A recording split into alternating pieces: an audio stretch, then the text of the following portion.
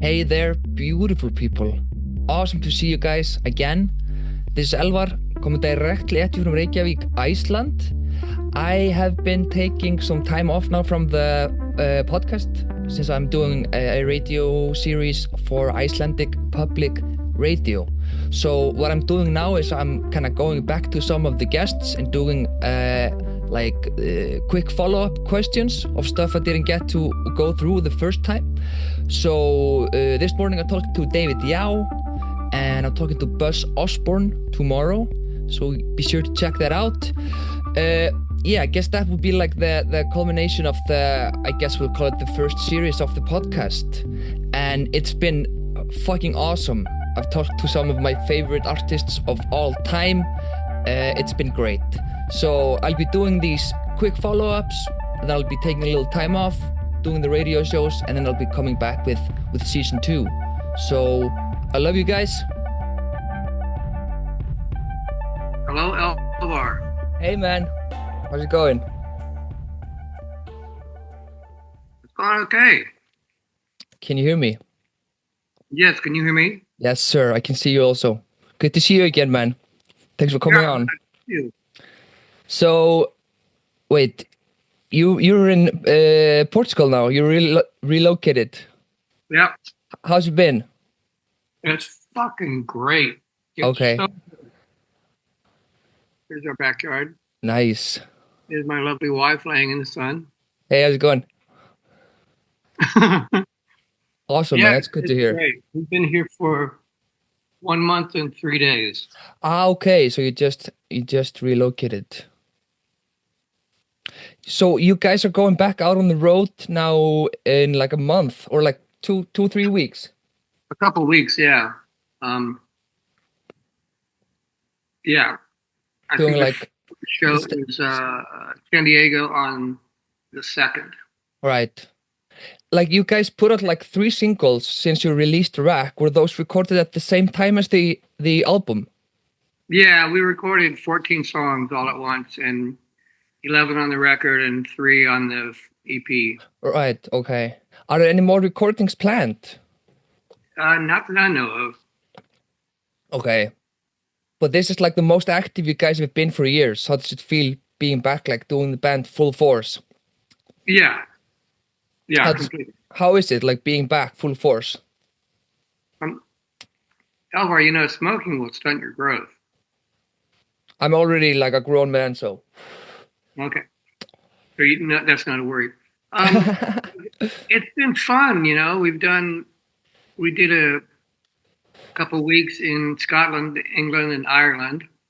And then we did the Midwest and East Coast, the States. And it's great, those guys are my best friends, and it's been fun to hang out and do what we do. Right. Do you think like the trajectory of the band had been vastly different had you not moved to Chicago and like stayed in Austin, for example? Have you ever thought about that? I don't know how to answer that. Okay. It probably would, but I don't know what the differences would be. Like, did the scene in Chicago embrace you more than you think the Austin scene would have, for example?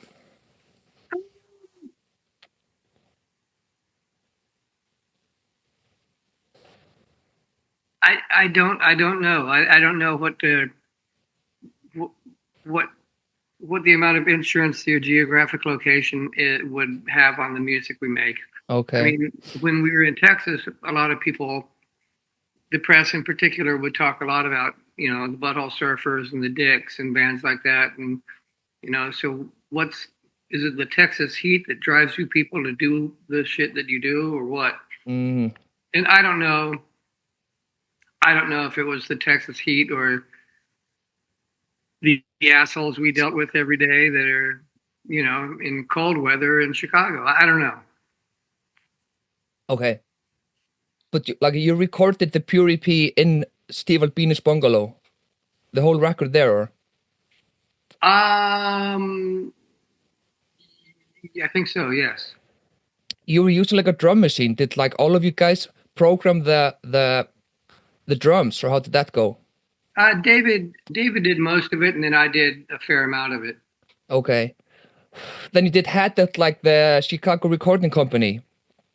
Did you do like the rest of the Albini records there? Yes, they're Okay. all done at CRC. How did you like recording at the bungalow though? It was fun. At that time, he eventually Steve and me and a couple other friends helped him build a studio in the attic upstairs, and that was the mixing room was up in the attic, and then the basement was the live room where the drums and guitars and stuff would be recorded. Right. I think when we did Pure, it was none of that existed. He just had I don't even remember. I think he had a board downstairs, Right. but it was much more basic. Right. There's a video of him on YouTube in like early 90s showing some guy the studio.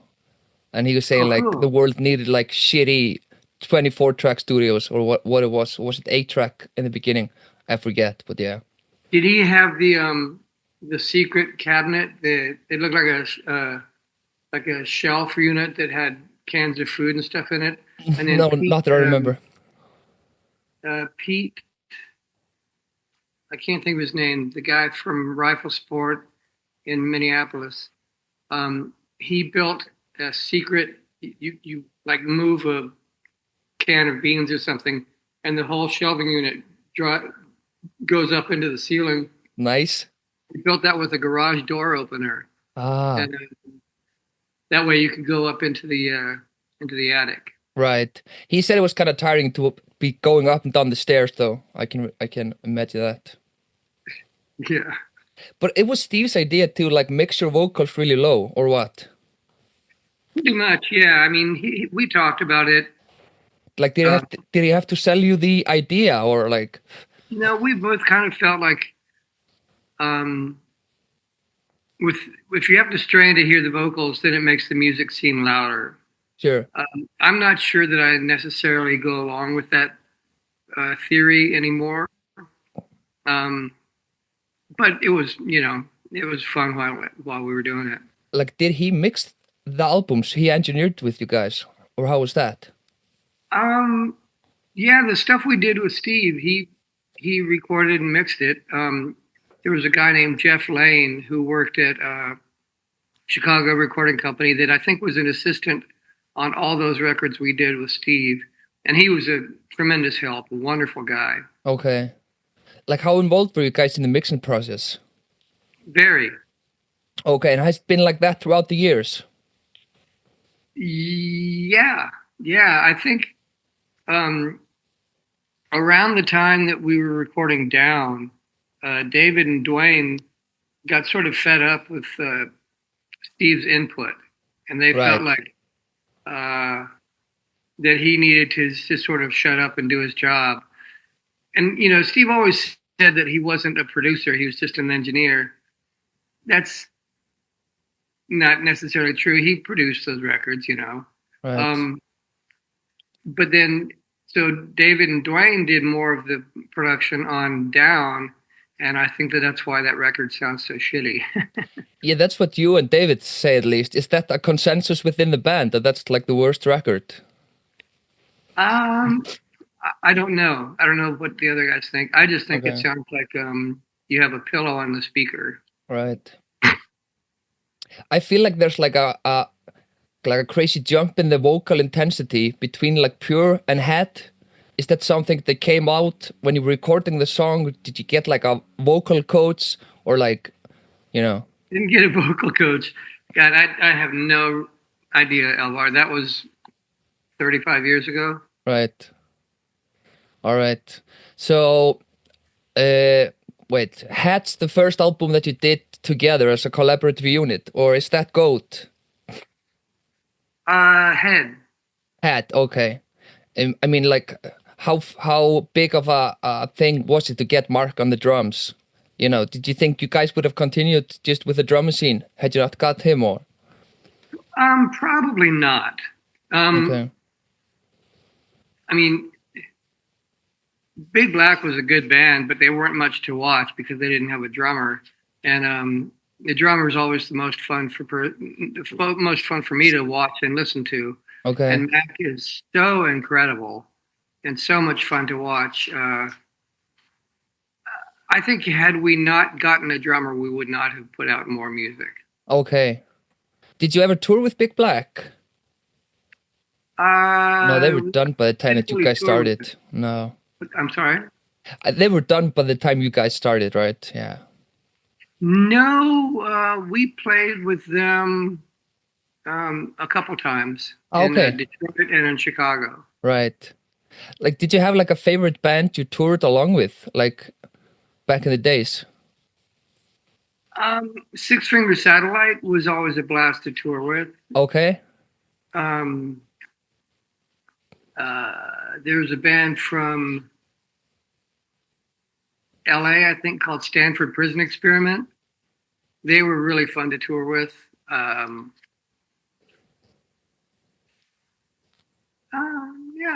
Cool. Helmet was fun. We did a few tours. We did a couple tours with the Blues Explosion opening for us, and then a couple tours opening for the Blues Explosion. Nice. That was fun. How is it with the tour now? Do you have like bands you're touring with, or do you have opening bands from the cities you're touring in, or how is that? On these ones, it's all local bands. Typically, whoever the promoter suggests, it's fine with us. I mean, Okay. I really don't care. Okay.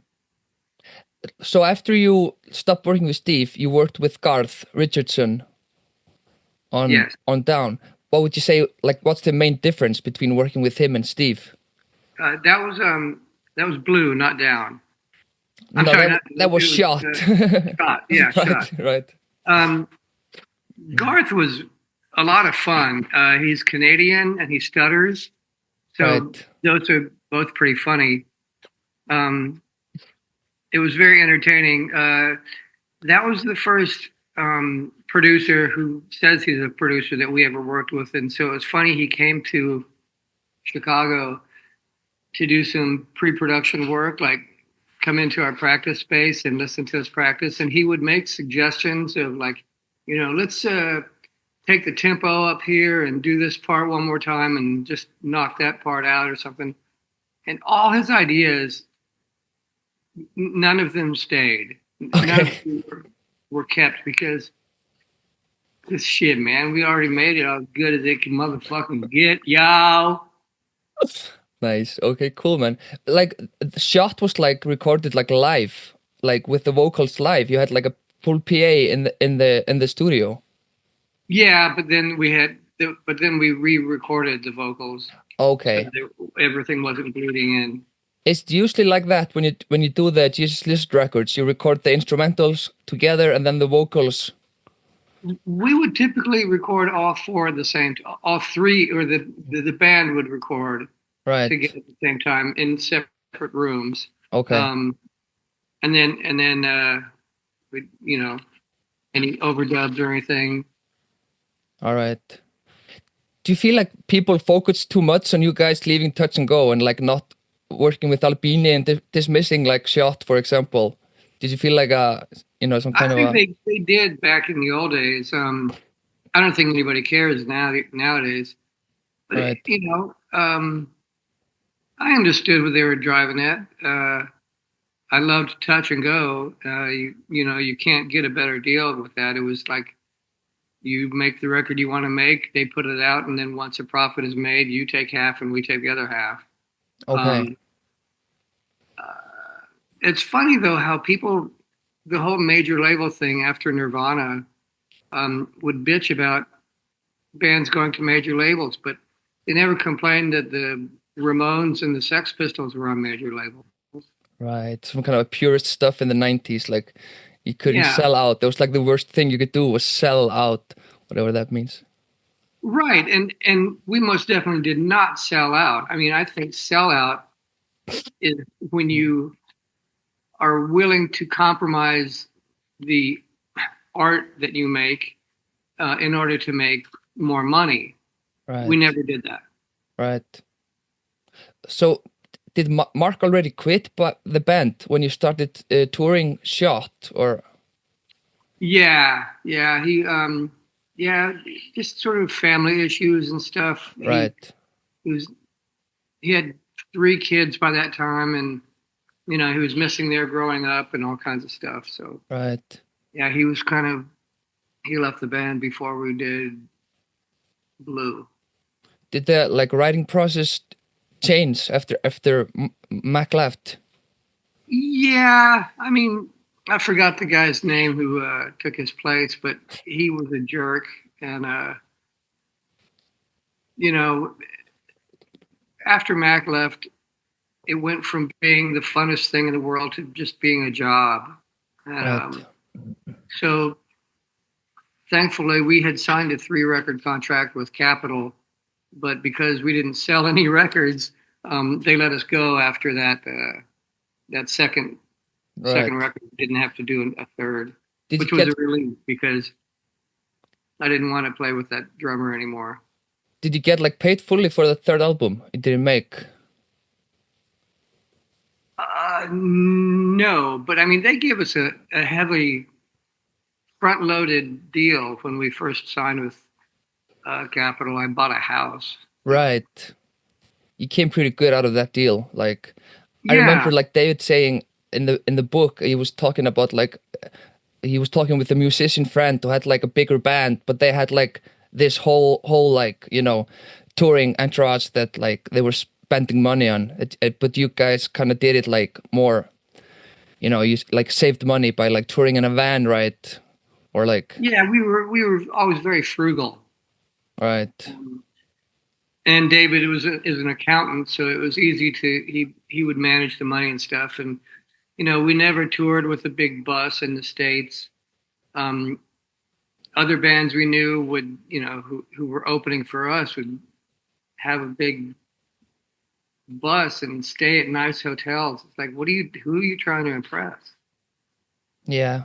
But that's often like the record company like kind of put that Yeah, their insisted, management or the record company or whoever is like, right, we always thought that you really can't tell if it's a nice hotel room or not once you're asleep.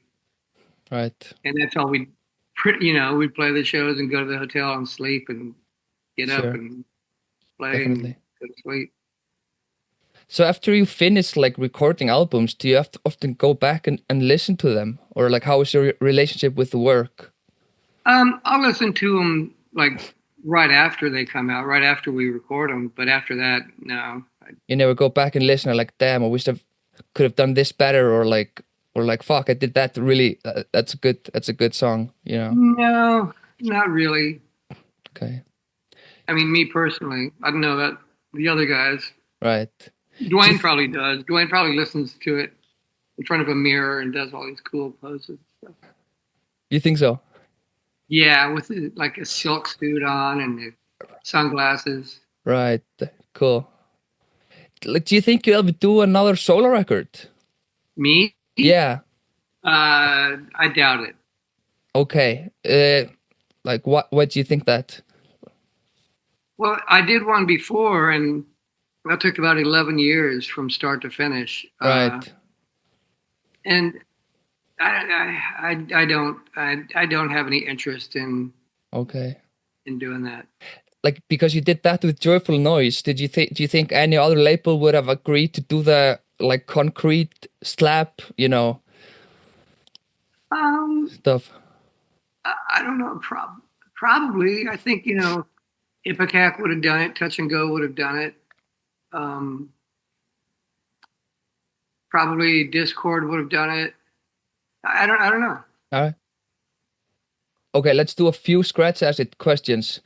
So Steve Anderson, who sang for Tusk Shock, he was like along in the beginning, but you quickly replaced him on vocals, right? And David Sims, he moved over to bass. Was That's David correct. original just a guitar player, or did he also play the bass? No, he played guitar. David and Brett both played guitar, and I played bass. Right. And then, yeah, and we had Steve Well, Steve and my girlfriend Carla sang for Toxic Shock, and then Steve left the band, and Carla finished. Um, we were only a band for like 8 or 9 months, um, and then with Scratch Acid, it was just so funny that Steve would he wouldn't sing at practice because he said that either he was not drunk enough or he's too drunk or he didn't want to scream because he would ruin his voice for the show and whatever. We just kind of like it's not working. Okay. So we sort of unceremoniously book a show without him. And then although he was one of the best friends I've ever had in my life. So I love that guy, Okay. but yeah, it didn't work. Okay. I read that before, like the first show, you guys handed out like 80 hits of acid. Is that like? Did you do that? Yeah, I think Brett did that. Is that something that people just did back in the 80s? In Austin, there was a shitload of acid and speed. Everybody did acid and speed. That's such a bad mix. Yeah. So like you guys Scratch Acid, you were not playing as fast as the punk bands at the time. Was that like a conscious decision or did it just happen, naturally? I think he was conscious. So, the stuff that we all were influenced by wasn't very fast. I mean, that was kind of new when whatever those bands from Huntington Beach, California and the Strut and all that mosh pit bullshit. Right. Yeah, we just weren't involved with that. Right. I mean, I always thought that once the tempo gets too fast, it sort of loses its power. Mm. You had been playing like for over a year when you recorded that first EP. Were the songs like drawn from that period or like were some of them older or? Oh, I don't remember. Okay. But do you remember any vocalist that you were like looking up to and mimicking when you started like recording? Well, I think with Scratch Acid, I mean, I was so taken with the birthday party. I remember hearing a live recording of us, and it just sounded like a Nick Cave impersonator, and I was going, "That's got to stop! I got to stop doing that." But I always thought that it's a natural thing for if you're doing some art form, whether it's music or painting or drawing or photography or directing a film or anything, there's a good chance that you sort of mimic someone who you're inspired by. And ideally, hopefully, you progress and evolve and become to where you're doing your own thing and no longer being as similar to whoever you're inspired by. So I think there was a lot of Nick Cave from the birthday party stuff in what I used to do. But Dave Thomas from Per Ubu was a big influence. Lux Interior was a big influence. John Lydon was a big influence. Cool. How would you say the like process of writing songs is different from what you did with the Jesus Lizard versus Scratch Acid? It was the same thing, we just sort of usually the guitar player or the drummer or the guitar player or the bass player would come up with an idea and would just sort of fuck around with them. They come in with a riff and we try that with another part and all four like have suggestions and notes and collaborative ideas and stuff. So you went like to Europe, I think end of 86, beginning of 87. Did you feel like a different reaction from the European crowd compared to back home? Yeah, the European crowds, particularly back then, were much more subdued. But I was really, really nervous. I was really scared to go over there and play. I just felt like